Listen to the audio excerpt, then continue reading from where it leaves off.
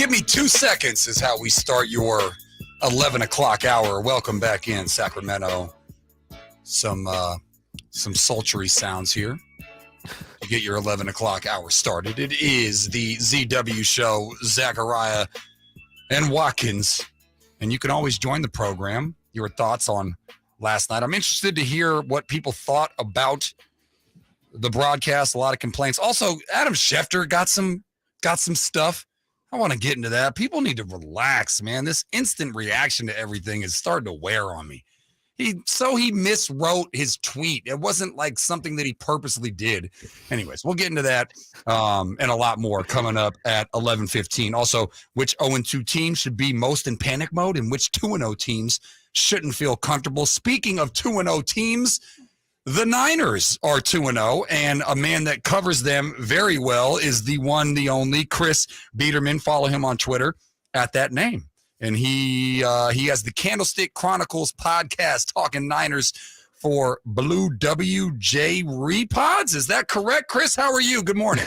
It's Blue Wire Pods, but I'm doing well. Thank you guys for having me, as always. Oh, Thank you, Chris. I got a little thing on my screen so the I looked like a J. My bad. Blue Wire Pods. There we go. No problem. Chris, I walked away from that game. I don't think it was an overly impressive game. I do think that now people know that the Rams with a healthy Stafford and obviously with McVay are better than what we thought they were going to be. But I walked away from that game going, great teams win when they're not at their best. And Purdy kind of looked like Garoppolo overthrowing, a guy. I was making the joke about Samuel versus Sanders in the end zone, kind of thinking back to the Super Bowl. But they won kind of ugly, and that's what good teams do. Yeah, you look at it, it felt like kind of a B- performance, I think, from the team overall, and they still put up 30 points and nearly won by 10, if not for that late meaningless field goal that Sean McVay decided to kick as time expired. So, look, wins in the NFL, you take them any way you can get them, especially within the division. And honestly, I thought Sean McVay had a great scheme, particularly for the 49ers defense that does play a lot of zone, that likes to keep the ball in front of them. And Matt Stafford has gotten off to a really nice start to the season. And, it took some adjusting, but the 49ers allowed 17 points on 3 possessions in the first half. And then I think they allowed 6 points on 7 possessions in the second. And they basically doubled up how often they blitz.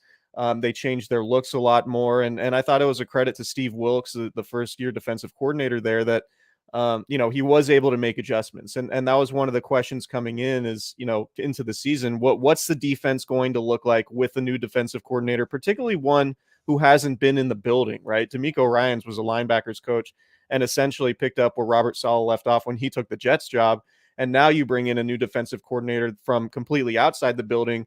What's that going to look like? Well, so far, I think it's promising. And so there's still going to be some early season weirdness, I think, because, there isn't a lot of tape out there just yet, 2 games worth now. But the way the 49ers adjusted against Sean McVay's scheme, which I thought was really good, I think was promising. And offensively, look, you'll take 30 points. If you were to wake up Sunday morning and say the Niners were going to score 30 points, you'd feel great about their chances in that game. And to see them score 30 points without really a great performance from Brock Purdy speaks to how good the offense is and speaks to what the ceiling of the offense is, which obviously seems like it could be a lot higher than 30 points a game. The big breakout player, I guess you could say, for me in that game on Sunday was Isaiah Oliver. Had an interception, had a really big 4th down stop, which also came really timely because Sam Womack is going to be out for 6 to 8 weeks, I think they said, with the torn MCL. Where do you see the DB room kind of standing at this moment right now? And do you think that maybe, last week we were talking about the 49ers cap situation. Could that be a place where they use some cap space to kind of address some of the depth issues, I guess, at cornerback? Yeah, potentially. I think they're probably another injury away from really feeling like they need to go outside the building. I would say, Ambry Thomas, who's now dealing with a knee injury, and we'll probably hear later today about his status for Thursday night against the Giants. But the 49ers have kind of been shuffling their secondary room around in the sense that, Diamador Lenore sometimes plays in the slot with Ambry Thomas on the outside. And we've seen Ambry Thomas get picked on a little bit during these first 2 weeks. And then the adjustment has been playing Lenore exclusively outside and having Isaiah Oliver play in the slot. And you really saw the benefits of that move come in the second half on Sunday. To your point, Chris, he made 3 of the biggest defensive plays of the game. He had a stop on third down, made a really nice tackle in the flat to get the 49ers off the field, the defense off the field early in the third quarter, in addition to that fourth down stop and that interception. So he's a veteran player. They thought, he was going to be a really important pickup for them in light of losing Jimmy Ward to free agency in the offseason. And so I think now, particularly with Thomas dealing with a knee injury, you're probably going to see Isaiah Oliver play in the slot more full time, particularly if he's going to replicate what he did on Sunday. So that stability might allow them to start feeling a little bit more comfortable, improve the chemistry, and that could start paying off too going forward.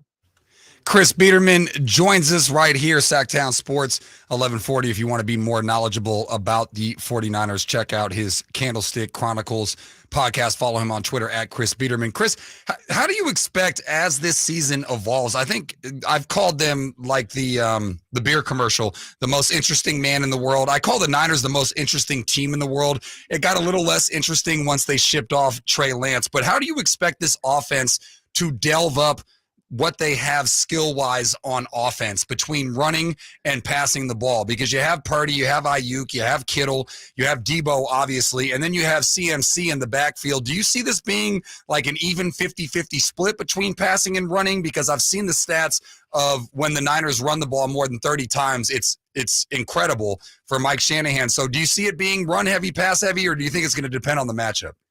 Yeah, right now through 2 weeks, they're 28th in the NFL in pass attempts. And obviously in the Steelers game, they were ahead for most of that game. And this is just, Kyle Shanahan likes to run the ball. The way he views it is, you base everything you do off the running game, and you force teams to stop you on the ground. And if they can't stop you on the ground, then you just keep running right at them. And then if the running game is effective, you build play action and you start to create open receivers that way. That's always been what Kyle Shanahan's sort of done. But I think he trusts Brock Purdy a lot more than the past quarterbacks that he's had. So I think Kyle Shanahan will feel more comfortable throwing it 30 or 40 times a game if he needs to, because of the trust he's shown in Brock Purdy. Brock Purdy doesn't have the biggest arm, and he wasn't super accurate on 3 of those deep balls in particular on Sunday. But I think overall, even going back to last year and even going back to like his first start against Tampa Bay, you remember in the second quarter, he's hucking it deep into the end zone for Brandon Ayuk. And we've seen Kyle Shanahan really play conservatively so often leading into halftime when Jimmy Garoppolo was his quarterback. He just trusts Brock Purdy not to put the ball in harm's way. So I think as time goes on, we're going to see the 49ers, they're always going to want to run the ball. Kyle Shanahan's always going to want to set the tone on the ground. But I think more so than really at any other point in Shanahan's tenure, he's going to feel comfortable airing it out if he needs to. And we also saw that in the Las Vegas Raiders game last year too, when the 49ers had to throw the ball a lot because the Raiders are scoring a lot in that game. So I think, they're going to evolve into something that ends up being more balanced than I think what we've seen, just because Kyle Shanahan trusts Brock Purdy in a way he didn't necessarily trust the quarterbacks he had before him. Chris, this might be an unfair question through 2 weeks, but it's a question I think I'm probably going to ask you a lot throughout this season.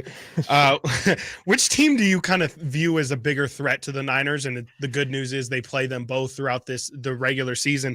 Do you view Dallas or Philadelphia right now as, if you're just looking at how they stand right now, who do you think matches up or is a worse matchup for the Niners? I think Dallas, I just think that defense is really good. Like, it might be one of the best defenses we've seen over the last few years. Yeah. And Micah Parsons could be a real problem, particularly for somebody like Colton McKivitz, right?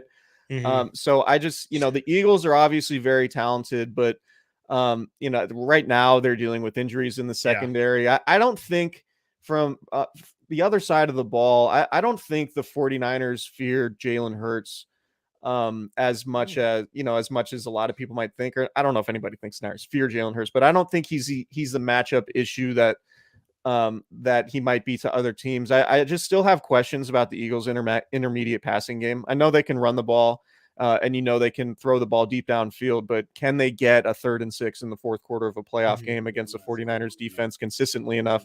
Obviously, while the 49ers have their starting quarterback on the other side. But I think right now, just because the Cowboys defense is as good as it is, I think I think they pose a tougher matchup in this moment, but that could change as the season goes on for sure. I haven't been super impressed with the way the Eagles have played in the first 2 weeks. I know they're 2-0. But I just think Dallas has been the most impressive team in the NFL, maybe aside from the 49ers so far. So I think in this moment, Dallas is probably the bigger threat. Hate to make you do a quick answer, but it's got to be quick, and it's actually a two-part, which makes it even worse. Which positional group are you most worried about in terms of the Niners, and do you think they're going to make a move with the amount of cap space that they have? It's probably the right side of the offensive line, and they definitely could. They created that optionality. I don't know that they will, but they've been super aggressive in addressing areas of need. We've seen, 2019 Emmanuel Sanders, last year Christian McCaffrey, even going back to 2017 when they got Jimmy Garoppolo at the trade deadline. So this team is not afraid to make midseason moves. So it wouldn't surprise me, but I would say the right side of the offensive line, whether it's right guard, probably more so right tackle. Those are the areas I'm keeping an eye on ahead of the trade deadline for sure. Gotta love having an owner that just hands out signing bonuses the way that York does.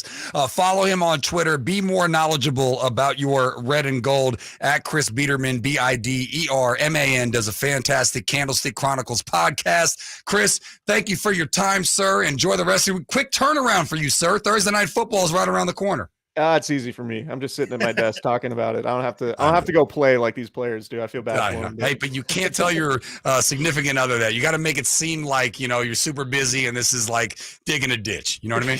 Sure. Make it sound harder than it is. Yeah. I don't know I don't know if this is a real job like the one she has. But, you have to make it seem like that. Thank you, Chris. Enjoy the rest of your week. There you have it. Chris Biderman.